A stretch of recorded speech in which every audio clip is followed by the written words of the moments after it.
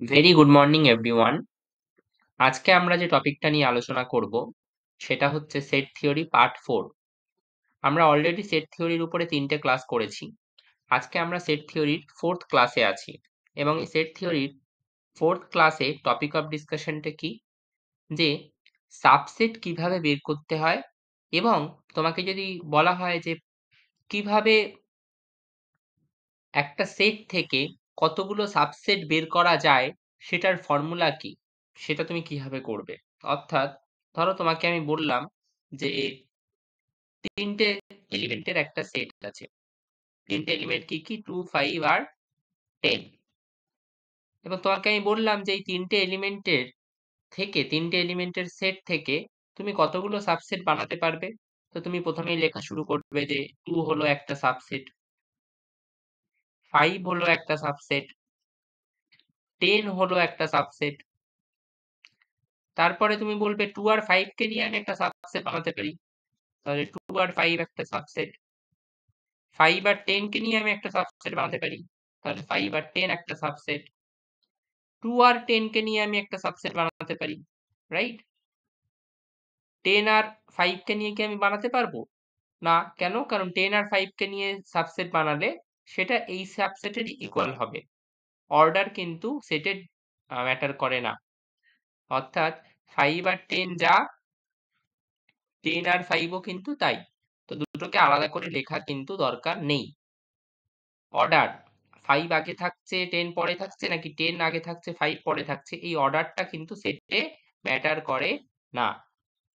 ওকে, so কি কি subset আমরা পেলাম? তাহলে এখনো কি কোনো সাবসেট বাকি আছে? তার উত্তর হচ্ছে হ্যাঁ আছে। পুরো সেটটাই আলটিমেটলি এই সেটেরও সাবসেট। পুরো সেটটা বলতে এই পুরো 2, 5, 10, এই পুরো সেটটাই কিন্তু আলটিমেটলি এটার সাবসেট। অ্যান্ড এর সাথে সাথে আরেকটা সাবসেট থাকে যেটা পৃথিবীর প্রতিটা সেটের সাবসেট, যেটা পৃথিবীর প্রতিটা সেটের সাবসেট। সেটাকে আমরা বলি নাল সেট। সেটাকে কি বলি? Null set. নাল সেটটা আমি নিচে লিখছি, নাল সেট ব্র্যাকেট দিয়ে, ভিতরে কিচ্ছু লিখতে হয় না, এটাকে আমরা বলি নাল সেট। নাল সেট সমস্ত সেটের সাবসেট। যে সেটই চলে আসুক না কেন তার সাবসেট কিন্তু নাল সেট। তাহলে কটা সাবসেট হলো? নাম্বার অফ সাবসেট কত? তোমরা যদি এবার এটাকে গোনো, তোমরা দেখতে পাবে যে নাম্বার অফ সাবসেট হচ্ছে 8, রাইট। 3টে 3টে 6টা 8টা। এবার 3টে এলিমেন্ট দেওয়া আছে সেটটার মধ্যে, 3টে এলিমেন্ট থেকেই আলটিমেটলি সাবসেট কতগুলো হতে পারে সেটা খুঁজে বের করতে কিন্তু আমার অনেকটা সময় লেগে গেল। কিন্তু কখনো ধরো 3টেরও বেশি এলিমেন্ট যদি থাকে, ধরো এলিমেন্ট আছে সেটটার মধ্যে 2, 5, 10, 12, 20, 32, এইবার কিন্তু কতগুলো সাবসেট হতে পারে, এই সেটটা থেকে কতগুলো সাবসেট হতে পারে সেটা বের করতে আমাদের অনেক বেশি সময় লাগবে। তাই আমাদের এরকম কোনো ফর্মুলা জানা দরকার, যে ফর্মুলাটা অ্যাপ্লাই করতে পারলে আমরা খুব সহজেই একটা সেট থেকে কতগুলো সাবসেট হতে পারে সেটা বের করে ফেলতে পারি। কিভাবে? তো সেই ফর্মুলাটা হচ্ছে নাম্বার অফ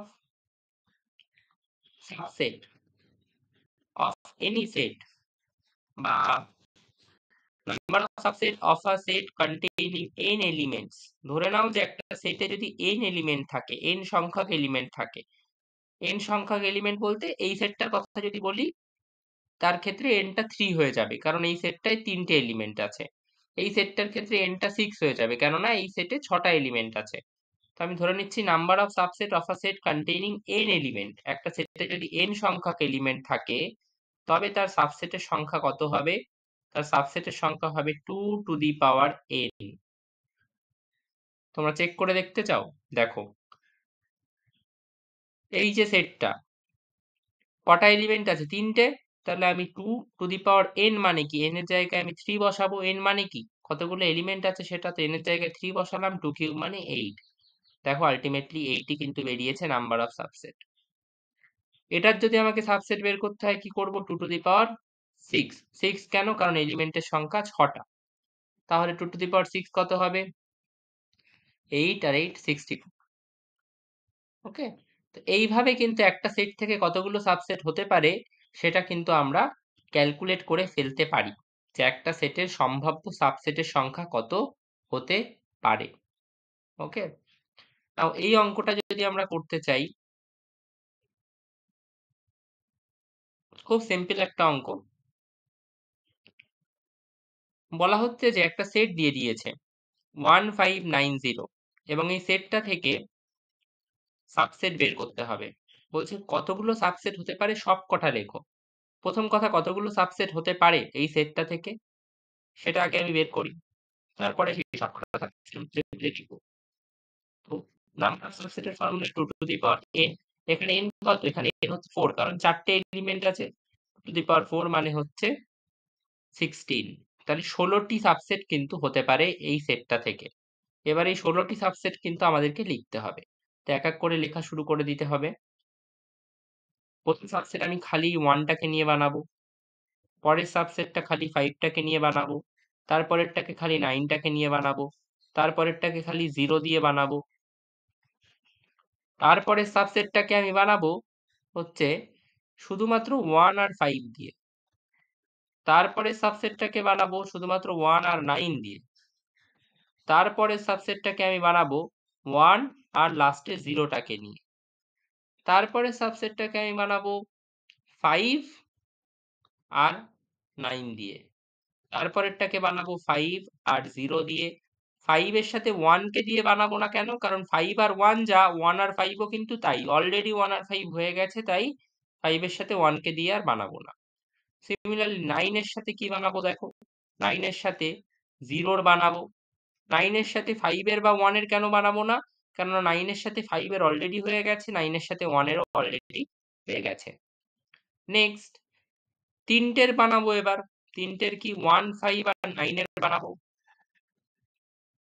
তার সাথে সাথে 5, 9 আর 0 বানাবো। তার সাথে সাথে 5, 9, 1, 5, 9 বানালাম, 5, 9, 0 বানালাম, 9, 0, 5 বানিয়ে লাভ নেই। 9, 5, 9, 0, 5 কি আমরা বানাতে পারি না? কেন? 9, 0, 5 যা, 5, 9, 0 তো তাই। অর্ডারিং তো ম্যাটার করে না, আমি তোমাদেরকে আগেই বললাম। তো 5, 9, 0 যা, 9, 5, 0 কিন্তু তাই। তো অর্ডারিং ম্যাটার করে না যেহেতু, তো 5, 9, 0 হওয়ার পর 9, 5, 0 কিন্তু আর বানানো যাবে না।